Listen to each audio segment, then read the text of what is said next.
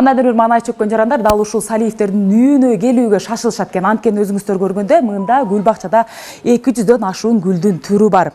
Салиевтердин айтымдарында гүл бакчада 84-жылдары өстүрүп баштаган гүлдөрүнө чейин бар.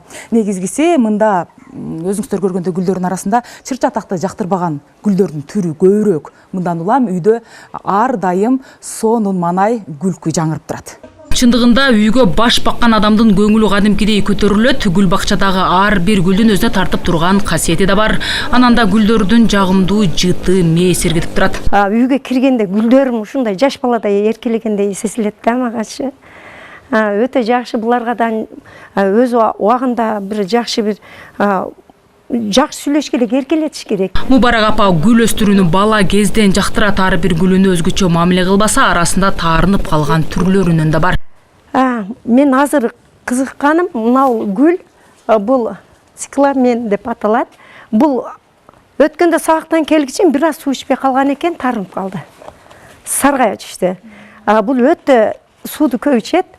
Асынан ичет, үстүнөн коюлбайт дагы. Бул суу толтуруучу идиштерге өстүрүлөт. Кайда барса да гүлдүн жаңы түрүн көрсө, дароо алып келип көбөйтүүнү жактырган үй бүлөнүн хоббисин бизнеске айланткан эмес. Башкысы гүл сүйүүчүлөр гүлдөрүн таштап алыска да кетишпейт, аларды таарынтып алгандан коркот. Мына красота, мыналарычы сонун көрүнөт. Бул эгерде мөбө алган болсо жалбырагы жок болуп калат.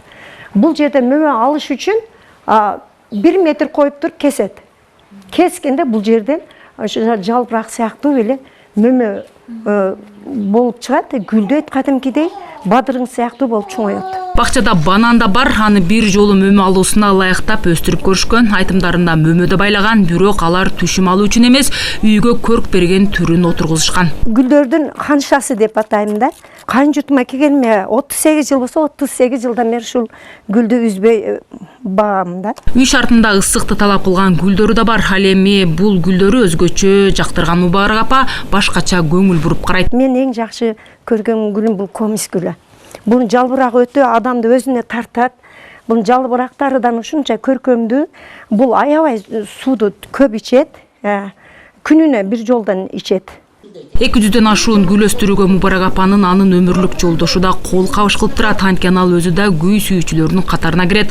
Айтымында ар бирине мээримтүгү баласына мамиле кылгандай аярлап карайт. Башкысы бул үйдө гүлдөргө жакшы атмосфера түзүү үчүн атайын шарттар каралган. Ошол себептен үйдөгү талаш сөздөр же кандайдыр бир чыр чатактарды жактырбай куурап калышы мүмкүн. Кыздарым бар, балдарым бар, ошолор мына бакка ушул гүлдөрдү коелдан постоянно мындай чайханага окшотойлук деди де биз ага көнбөдүк. Себеби бул гүлдөргө да мындай тынчтык керек.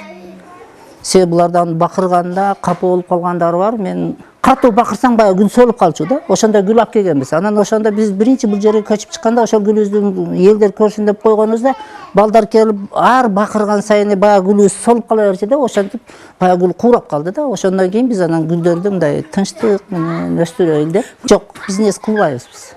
Просто өзүбүз кызыкканга ушул үйүбүздү эми ден соолук үчүн. Ноокатта гүл сүйүүчүлөрдүн катарын толуктаган үй бүлөлөр көбөйгөн. Көпчүлүгү гүл өстүрүүнү Киреше булагына деле айлантууну максатташкан эмес.